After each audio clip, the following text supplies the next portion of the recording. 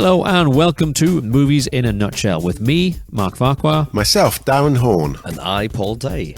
Together, we're here to bring you quick, simple, entertaining breakdowns of movies, whether you've seen them or not. From timeless classics to hidden gems or the latest blockbusters in cinemas, this is your movie safe space. But unlike most movie podcasts, we're not a review show. That means no endless deep dives, no unnecessary opinions, just value for your time. If it's a movie you've seen, you will probably learn something new, and if it's a movie you haven't seen yet, we'll help you decide if it's worth your time. Don't stress if you haven't seen that must-watch classic. We've got you covered with everything you need to know. Now, there's a moment in every episode where we'll give you the choice. You can pause the podcast, go and watch the movie, come back and join us as we head into Spoiler City, or you can just come with us for the ride.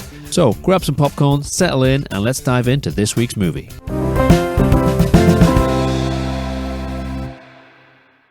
Okay, so this week's episode is Leave the World Behind, chosen by Genesee D. It's not our choice, it's you guys. We'll be doing this every month. The last episode of each month will be chosen by you guys. We'll put polls out there, we'll put the feelers out, and you guys can send us in your suggestions. Right, so we'll do the diagnostics. So it's available, like we said, on Netflix, released in 2023. It was rated 15. It's 2 hours 20. The genre is thriller/sci-fi. There's a few other you could have thrown in there. It stars Julia Roberts, Kevin Bacon, Ethan Hawke, Mahershala Ali, and Mayala. Directed by Sam Esmail. Written by, so it comes from a 2020 novel by Rumaan Alam. Yeah, it was released in COVID, so it did quite well. Yeah. Executive producers were Barack and Michelle Obama. I know, that's got the internet going off on some tangents on conspiracy theories. Well, that'll lead to more in a minute when I get to the rest of the stats. When I was like, I wonder what my facts should be, and then their names came up in the credits, I was like, oh, well, there's one of them. There you go. So their production company is called Higher Ground Productions, so that's where that's come from. Music by Mac Quayle. The budget was unavailable because, and this is, I think we're going to get this going forward with more modern films, it doesn't really have the traditional, how many people paid to see it at the cinema? That's the box office. It doesn't really, especially with more different types of production companies.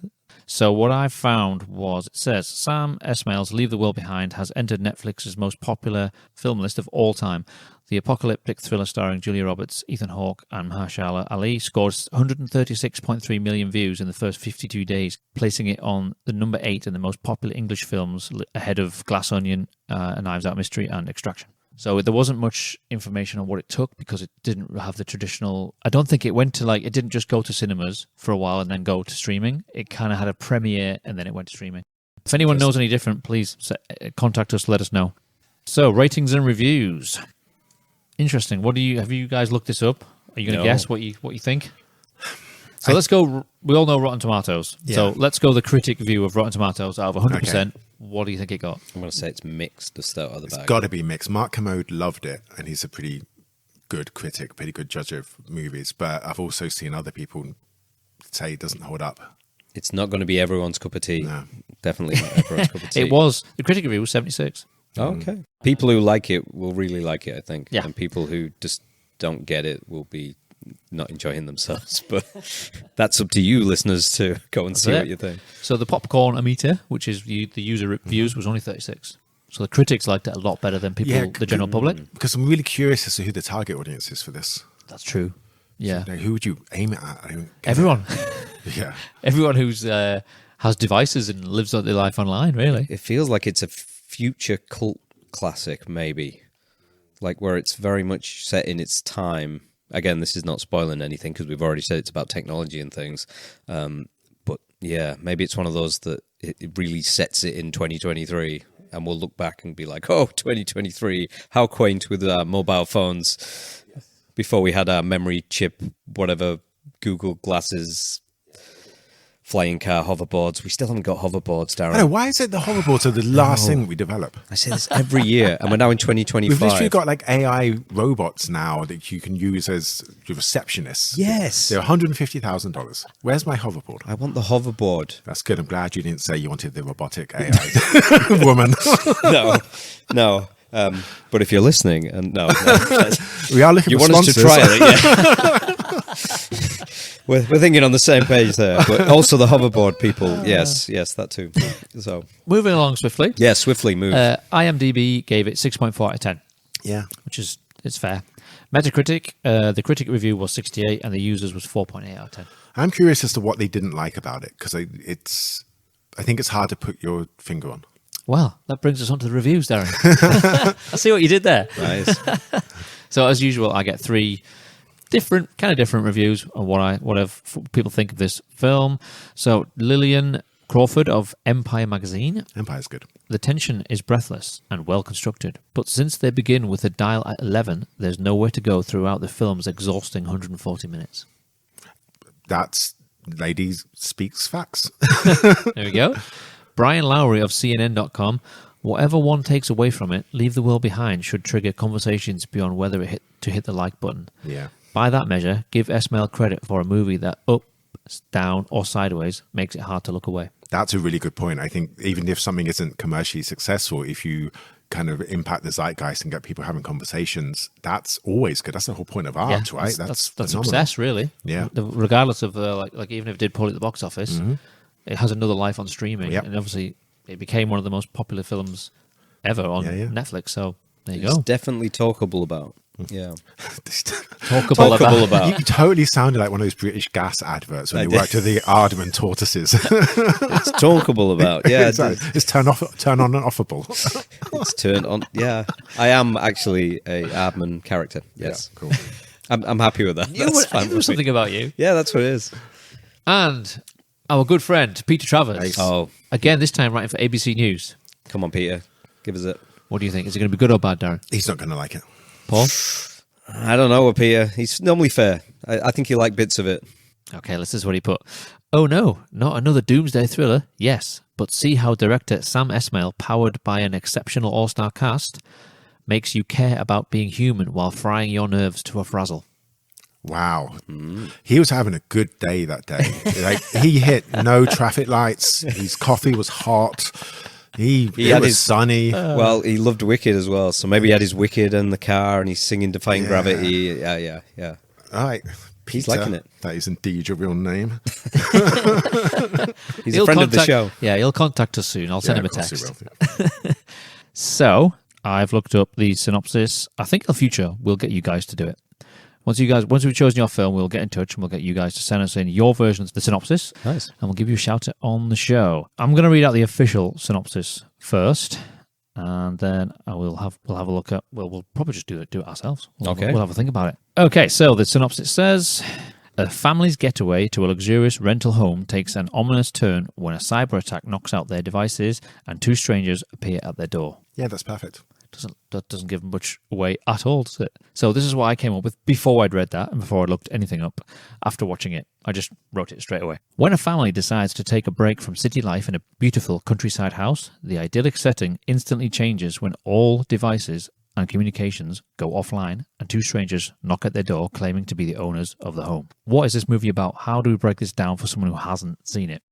Okay, so what is it about? It's about how unbelievably awful the human race is. That's genuinely what it's about. Or how It's it about can be, yeah. How we all hate each other. We've been gradually isolating more and more, and that's also caused by the rise of technology. You know, you're getting cuddle cafes up here, usually in kind of Asia, but that's going to grow. Like, people are starved for physical affection. And we're just seeing that, and that's kind of really what it's about.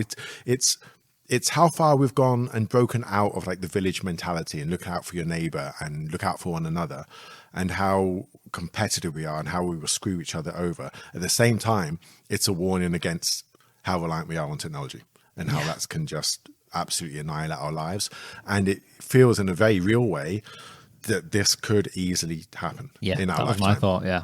Yeah, this isn't too far away from reality. and it feels like we're being careful here because the tension in the film comes from the fact of not knowing about the film. So trying not to spoil it for you. That's why we're giving you these themes of what it might be about. So for me, in a nutshell, see what I did there? Got to say it every time. Every time. It's very much what if technology goes wrong.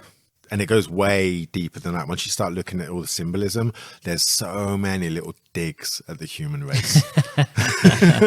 Yeah. So the A, B, and the C. So the sort of 3 acts, I guess. The first act is when they've obviously leave busy lives and they decide to leave that. They decide to go for a break. And then as soon as they get there, they notice things are a bit not as they seem, and then the people who claim to own the home show up at their door, and it's pretty much what happens after that. Yeah. Obviously, the technology disappearing, going offline, is a big sign that something's gone wrong, but they don't know what. And then it's a combination of these strangers coming, and you're already questioning things when everything's not working. You're like, what's going on here? Is this something bigger? Is it just a local power outage, or are we talking international conspiracy here? And then with these strangers come to the door claiming to be the house, it's like, do you take them on face value? Where do you go from there? And it's just basically a series of events that lead them to the end of the film. It's also kind of hard to spoil it because nothing really happens. It never lets you know what's going on. Yeah. Like, you bounce around between, is it like cyber hackers, is it aliens, is it whatever? But there's no answers. There's no spoilers because there's no answers. It's that film about trust, isn't it? Who you're trusting in each scene and the way it's played. Yeah. It's quite an arty film as well. So I would say this film is, if you like your big blockbusters and things like action-packed, this is not the film for you. If you like a bit more of an arty film and talking and character moments and that kind of thing, this is more for you. Yeah, it had like, and the tension, and there's a thriller element to it, I suppose, isn't there? Yeah, and it had Night of the Living Dead vibes because those guys are there's a race element in that as well, and these guys are like in a heart, but they're fighting off zombies, but they're still in the heart. And a little bit of John Carpenter's The Thing as well in terms of that paranoia. Like, can you trust the people around you when the shit hits the fan? Yeah. So it is someone's take on what could easily happen in the near future. Yeah, and it also, if you're a fan of the one that kind of springs to mind just as we're talking about it now is the Spielberg War of the Worlds. Yeah, sure. The start of it's very kind of normal blockbuster, but then it gets quite personal as it goes on, doesn't it, with Tom Cruise and his family. And it's that kind of thing I took away from it as well. So it's stuff happening on a bigger scale, but you're zoomed in on this very small setting, this intimate family portrait almost. Okay, right. That brings us on to Spoiler City. We are about to enter. This, dear listener, is the point of the podcast where it is your choice whether to pause. If you like what you've heard about this film and you feel like you need to go and watch it, do so now. Otherwise, head on with us into Spoiler City, where we won't go out of our way to spoil this film for you, but some opinions and things about the film may come out whilst we talk about it. So let's head into Spoiler City. Right, so let's start with what did we miss? So anything else? What were your thoughts on this one, Darren? What did we miss? There's so much that we missed. Like Okay. vast amounts. And what's annoying is I don't think anyone would casually watch it. I'm a film lecturer. I was watching it and doing my best to kind of track what was going on. But then once I started researching it, there's tons of stuff going on. So in terms of symbolism. So one thing that I really like is there's a movie called Bernard and the Genie. And it's about art. With Lenny Henry? Lenny Henry is the genie. Rowan And Atkinson. Alan Cummins? Yeah. Yeah, I remember this as a kid. And there's a bit where Alan Cummins thinks he's getting praise and he's stood in front of the Laughing Cavalier. And then Rowan Atkinson removes it and changes it for the Scream painting and then fires him. And I was like, that's so cool. You've changed the tone of the room just by changing the painting. They actually do it in this film as well. So there's a black and white painting in the living room, huge, and it's kind of all black with kind of like four white kind of tower images representing possibly the people in the room. And then gradually it becomes more and more chaotic. And the ocean picture behind the bed starts off as a fairly calm storm, and then as the movie goes on, it gets worse and worse. And it's like the water's rising. You know, that's so cool to do, but no one's going to spot that stuff. I confess I didn't spot any of that stuff till I was researching my top 5 facts. And that was one of the things that was on there. And I was like, that completely passed me by as well. Yeah, I didn't notice that. I love the fact that the girl, Rose, says, she quotes Aaron Sorkin. So Aaron Sorkin's like one of the finest writers and creators like ever. He did shows like The West Wing and Newsroom, just phenomenal.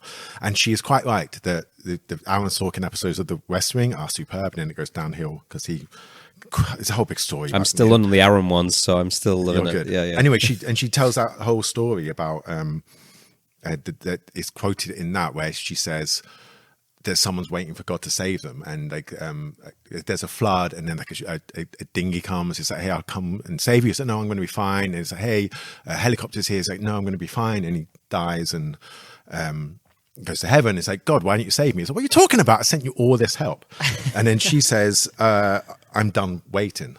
And I think there's an element of almost like divinity in this, in that she's the one who's paying attention to the deers. The deers are kind of symbolizing that you need to become a herd to survive this. You can't be isolationist. You need to be together. And they kind of almost like herd the people. Like they're encouraging her to like follow them. Yeah. And then at one point they block some of the other characters' path. They're trying to tell us something. Yeah, totally. I don't know what it is, but she's the only one that listens. Yeah. And then she ends up at the Thorns bunker, and the Thorns' job is to protect the Rose. Yes, symbolism. And then she finds the Friends episodes that she's been obsessed with for the whole film, and then it ends with the theme song, "I'll Be There For You." So is that divinity or God saying, "We're like, hey, I'll be there for you. Just trust me. Wow. I will look after you." Or I'm reading way too much into this. I think that's the beauty of this film. I think it is working on that symbolism stuff, especially when I started researching it and seeing that the paintings were changing and all the things I'd missed. But there's also that other level of, for me, it was very much about trust and faith in people.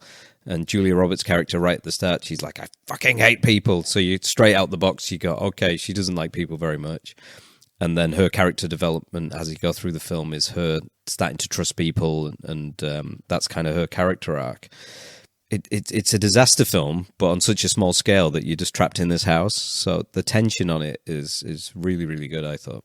Also, like the fact that Rose had a NASA top on, which is like a symbol of, is that like the greatest kind of pinnacle of America? And like when they kind of went to the moon, and it's hopeful, and there's something. Well, it kept going to shots of a satellite in space. It did. That was really annoying. Actually, that was when I noticed. I was like, oh, she's got NASA on it. Oh, it's going to space. But then the guy, forgotten his name, her brother it wasn't quite a John Carpenter's They Live, but it was the Obey t-shirt. Yes. Where basically... And you had seen that. See, I didn't know what it was, but I knew I'd seen that somewhere before. Yeah, so it's basically, on John Carpenter's They Live, this is going to sound dumb, but he puts his special sunglasses on and he can see what the meaning is all around him. So like money, it says, this is your God. And like an advertisement will be like, buy this or obey and...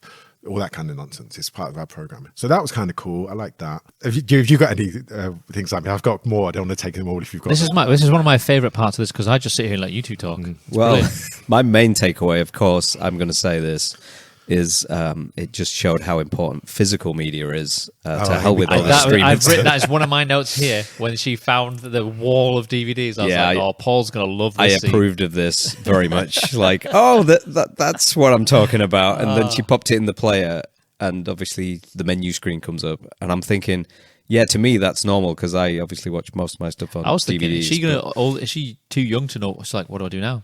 Yeah, totally. She was on it though. Yeah. And I did enjoy all the Friends references because I love Friends. And of course had that moment where I'm like, oh my word, Julia Roberts was in Friends and dated Matthew Perry. And oh, nice. That whole I didn't think of that. little thing there. I was totally like, forgot about that. It's kind of strange world. And then also Kevin Bacon and Julia Roberts were in Flatliners together. So I was like, oh, 7 degrees of Kevin Bacon going on.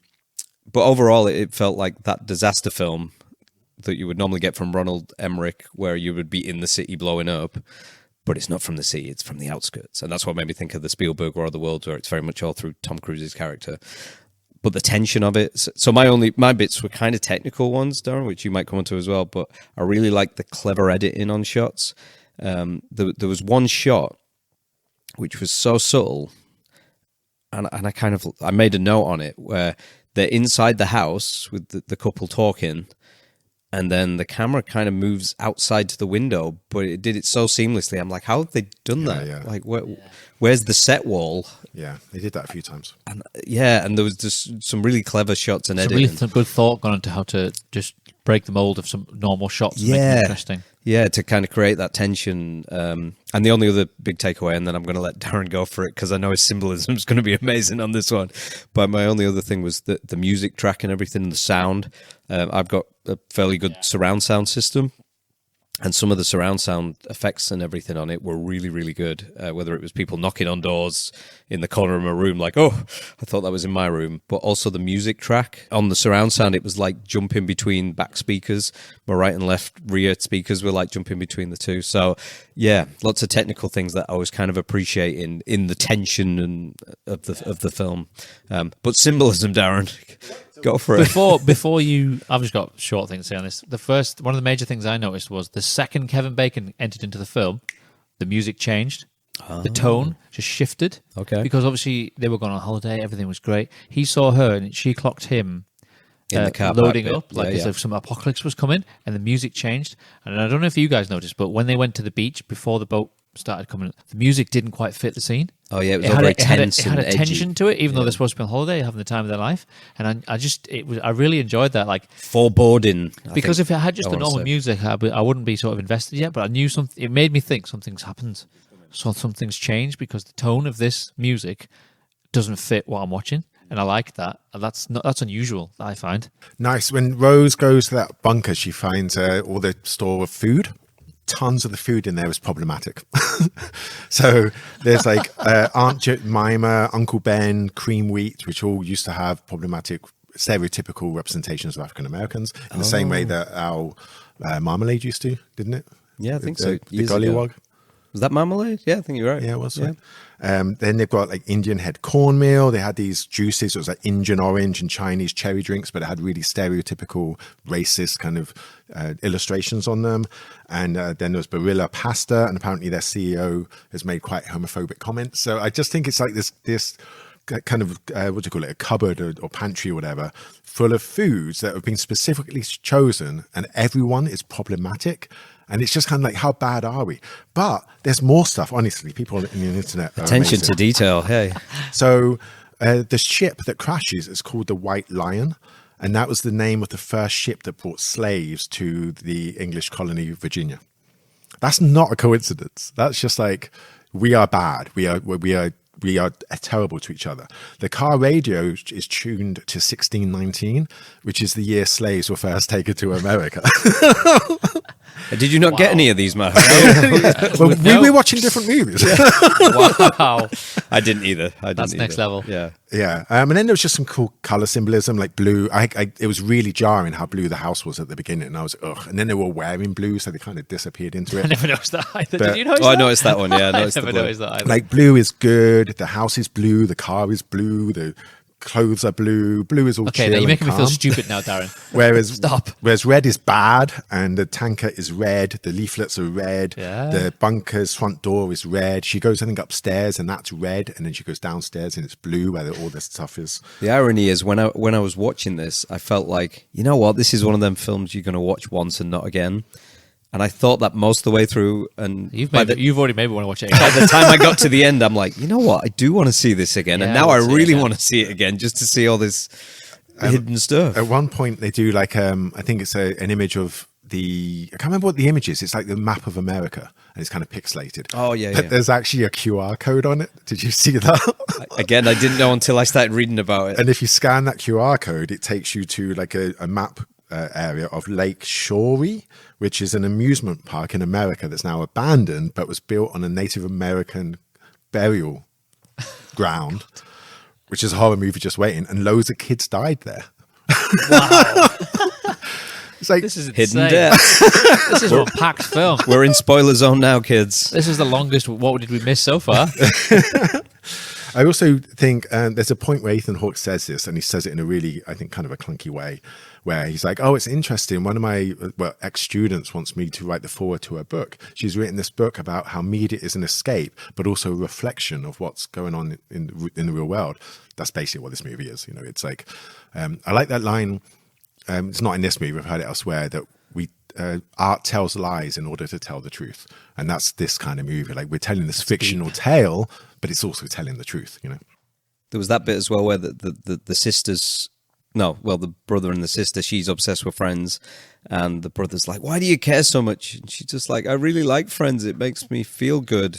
And he's like, well, who the hell gives a shit in this kind of what's going on? And she had a point around, well, isn't this when we need it more than ever? And I thought, yeah, this is true. Maybe sometimes people forget that sometimes the art is there to... Yeah, that's maybe the reason they chose Friends Make to be the people- film, because it's about like sticking together, yeah, trying times. But then the other girl says Friends is nostalgic for time that didn't exist. So it's almost like we all, even now, wish we were at a period where things were better. But it's not nostalgic for her because she's experiencing it for the first time, the young girl. Yeah, but I mean, that period of the 90s was it actually like that, or is that our fever dream of how good it was? Yeah. I wonder why I wonder if that's why they put in the line where she's like, "Oh, Dad, can you take me to Central Perk in New York?" And he's like, "It's a film set, it doesn't exist." I wonder if that's why that was in earlier, maybe. Yeah, totally. It's like when we think about the 80s, like movies, the 80s is completely different. It was all Tupperware and yellow and brown. Oh, yeah. Good times.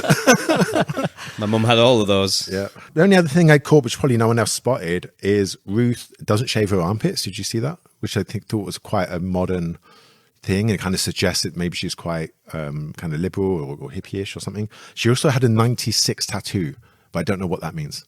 But it's there for a reason, you know. Anything else? The other thing, I meant to say this in the pre-boot, but never mind. You've got this far now, listener. It kind of had Lost vibes for me in the end. So where there's the kind of mystery box thinking, oh, who's this and who do you trust, who do you know? So I was going to say, if people like Lost and that kind of thing, maybe they'd enjoy that. But again, you're so far into the spoilers now, I assume you may have seen this film. So that mistrust that ran through it. And kind of artsy, and I really like Ethan Hawke and stuff as well. He always, all of the cast brought a very natural kind of delivery of stuff. That's normally why I like Ethan Hawke, because obviously the Before Sunset trilogy and that kind of thing. In fact, at times I'm like, oh my god, it's Jesse from Before Sunset, isn't it? It's like, is this the next chapter? Is this the part 4? But yeah, it's weird because when Kevin Bacon turned up, I hoped he was his character from Tremors. That would have been helpful. That would have been so good. Yeah, the shotgun. Exactly, right? He had to pick up. That could have been helpful for the finale, couldn't it? But there was one. They all scene, felt very real in it. There was one scene where I don't know if they did it on purpose, where something was like it went to space and something was coming up, and I thought it was going to be a spaceship, but it was just the moon. Yeah, totally. And I think they were just making us think, what's going on here? That's an interesting point as well, because do you guys know about the image, the pale blue dot? Have you seen that? It's like the first image we had of Earth. I can't remember what NASA mission it was, but somebody said, I don't know if it was to the moon or orbit, but someone said, turn the camera around, let's see what the Earth looks like. And you just see the Earth. You know, obviously we're hurtling through space at vast speed, but it's just a tiny blue marble in infiniteness. Looks so insignificant. And we could so close to destruction. And I think Carl Sagan does this whole kind of speech about it. It's beautiful. But I was watching that and I was like, you're basically saying how vulnerable the planet is, and we need to get on. We all need to be looking out for each other, and that we can destroy this planet, and we're heading in that direction without any help. But that also bugged me, that opening, because it started to feel like a sci-fi film, and then it wasn't really a sci-fi film. No. But it was just messing with our mind in terms of what's really going on, what's behind this. Also, it had kind of George Carlin, Bill Hicks vibes as well, in terms of when they were talking about kind of friends and escapism and escaping into that. And I think it's Bill Hicks who has this whole bit where he's like, go to sleep, America. Here's another season of American Gladiators. And it's the whole Roman kind of games thing, isn't it? Like, we're going to distract the masses with gladiator fights and lions killings and stuff, as long as they don't challenge what the politicians are doing, you know? And the other guy, I think, even though I'm probably going to say Mahershala Ali, am I saying that right?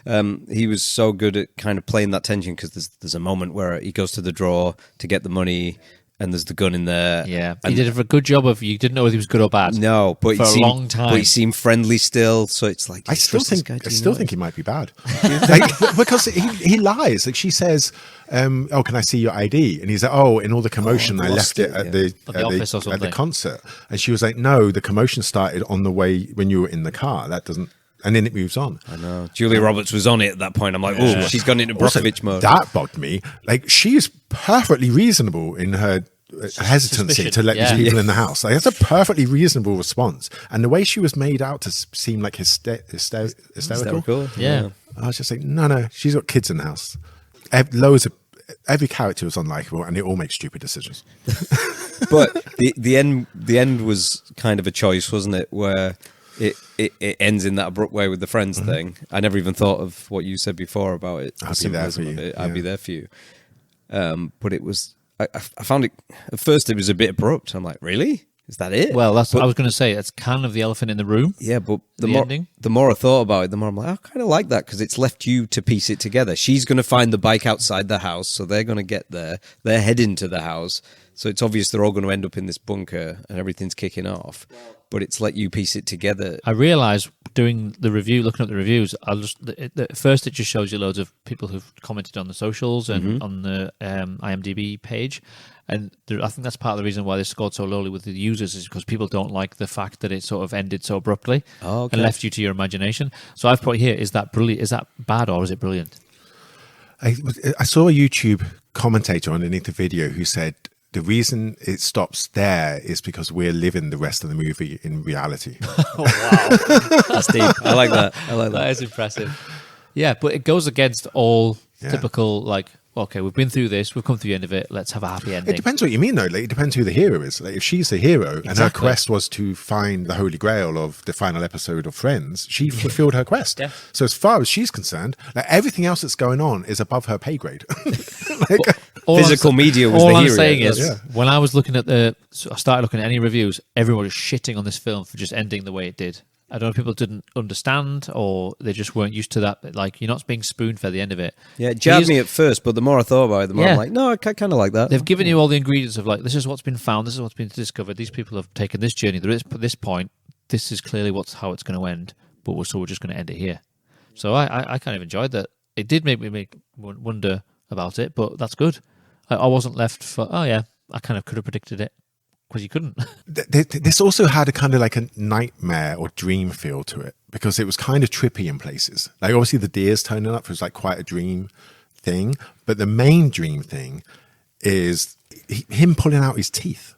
Oh yeah, right. That was pretty worrying. It was like, because that's a common nightmare where your teeth are falling out, you know.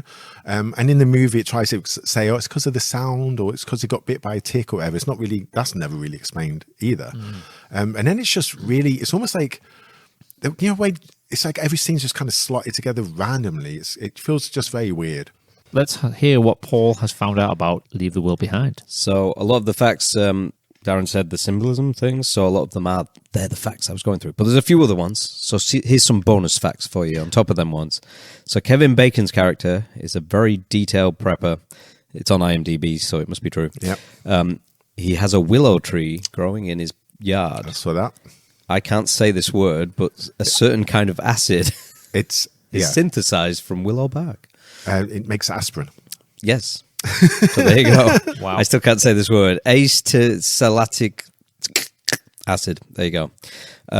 Okay, another fact. Amanda's laptop and the emergency kits that Danny buys at the store are made by E-Corp, a fictional corporation that was central to the plot of the previous project by writer-director Sam Esmail, the series Mr. Robot. A book beach towel written by another Mr. Robot character, Irvin, also appears. I haven't seen Mr. Robot. I have, yeah. It's good. Rami Malek. Denzel Washington was originally cast to play the part, now played by Mahershala GH. Thank you. But he must have dropped out. I don't know whether he had other projects or something, but apparently originally it was him, Julia Roberts, and the Obamas who were kind of set up to making it, because Julia Roberts is one of the producers as well. And final one, Netflix won a bidding war for the rights to the novel in July 2020 with Sam Esmail attached to writing project. And like I just said, Julia Roberts and Denzel Washington were originally set to star and produce it. So Denzel was going to produce it as well, but obviously scheduling or something must have got in the way. And but I think the other guy did a fantastic job as well. He did. So there you go. Okay, that was Paul's facts. Let's move on to takeaways before we move on to the final section. Darren, what have you got for this one? I didn't like this film. Okay.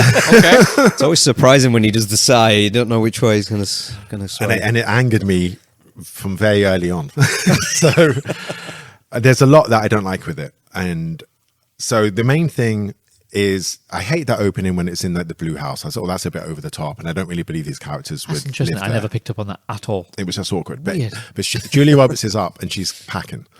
And she's like, I've decided we're going to go on a trip. We're doing this. And we never really learn anything about these characters' backstories. There's nothing redeeming about them. It's almost like they're just two-dimensional representations of how we all don't get on with each other. There is a bit later where she asks, what do you guys do? Yeah. She does tell what they do. But other than that, yeah, you're right. And so that was annoying. And then there's a bit where Julia Roberts walks through the house and the camera is like upside down at one point. Oh, yeah. And like, so she's like, Like if I'd shown at my cinema when we had 35 mil, I would have run upstairs to the projectionist and been like, "You freaking glued," because the wrong the bit. reels kind of upside down together, like which he did do once during Clash of the Titans. Oh no way! Yeah, he did. Oh man! Thankfully, we caught it in like a staff show, so that bugged me. Then there's a bit where the daughter is gone to wake up Julia Roberts' character, and she's sat on her chest in bed with a glass of water, but it's framed, so she's coming out of the left-hand side of the frame, so the glass of water is horizontal and would be spilling, you know? Okay, I'm definitely watching this film again. We've established that. The camera movements are just, it bounces between trying to be, they would call it like masturbatory. It's like, hey, look at me. Aren't I great? And Brian De Palma does it quite a bit, but not to this extent. But then it bounces between like Edgar Wright style, like whip pans. I'm like, who directed this? it's like you've asked AI to be like, what does a director do? Now make this film. And it's just been like, oh, I'll do De Palma here, I'll do Scorsese here, I'll do Wes Anderson here. Like, no, bad. So yeah, Can't mix your directing styles. I hated the bit like at one point for no reason she's like, oh, there's a Starbucks. And then it cuts to them inside with her with a big cup of Starbucks in front of her. I just figured that was the commercialism of the modern world. Exactly. But it was a bit on the nose. It could be.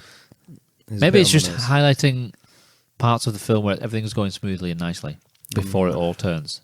Also, this whole scene, I'm trying to be like devil's advocate here. This whole scene with the oil tanker coming to the beach, which you think is going to be dramatic, and then everyone just stands up and jogs to the left, and then the oil tanker hits the sand, it just stops. But also, this is what also bugs me, because it makes it feel like it's a ghost ship, because it's not hitting its horn or anything, and there's no one, like we never see human beings on it. And yeah, and that's the other thing that bugged me, is about genre. Like, it starts with space, so you think, oh, well, this is going to be sci-fi, this is going to be aliens. Then it's like a road trip, like disaster movie, kind of like you were saying. Then it's, when the other two turn up, it's like a thriller / horror movie, and it's about kind of racial tensions. And then it's, yeah, it doesn't know what it is.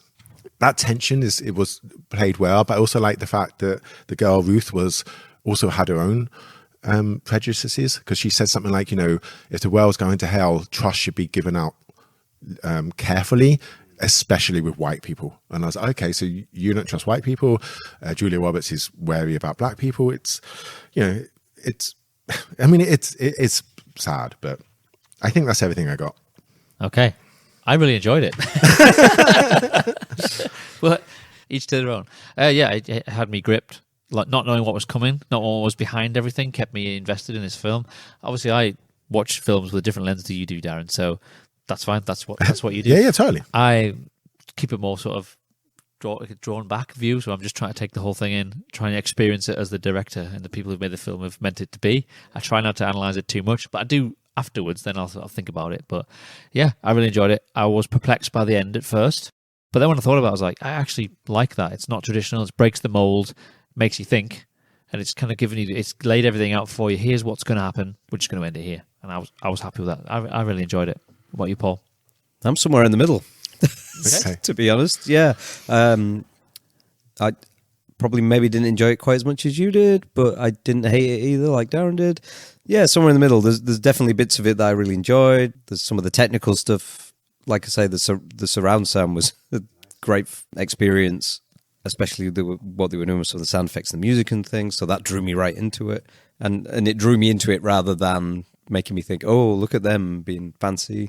But yeah, then there's bits in the film where I can't quite put my finger on. I'm like, I don't get this film either, so I get some of Darren's points as well. Overall, enjoyed it, and like I said before, it's probably not one I'm going to watch a lot. I may watch it once more just to get some of the things we've chatted about today, just out of interest, but I'm also, Yeah. I watch movies to kind of give me hope. So I respond badly to movies when they're kind of When there's no depressing, hope. or they're telling me that, and this is what this film's like. It's like you're in late stage capitalism. Something is going, which is what we kind of all are feeling right now. There's this study done, I think, I can't remember if it was Russia or Germany, where basically they knew their country was collapsing, and the government knew it, but they couldn't do anything. So everyone just went about their business with their like hands over their eyes and ears, just being like, la, la, la, everything's going to be fine. And that feels like where we are now, looking around at the earth and society and stuff. So it's kind of like, this is late stage capitalism. Everything's about to be screwed in the near future, probably within the next 5 years. The human race is kind of washed up. Your time is done. We've got, like, I love all these actors. but they're washed up. They're past their prime. Like Julia Roberts, Ethan Hawke, Kevin Bacon, they're the old guard. They're the people who will soon be gone. You know, the young actors aren't named actors. Like, we don't know who they are. There's no vibrancy there. And maybe that's what we're saying. Like,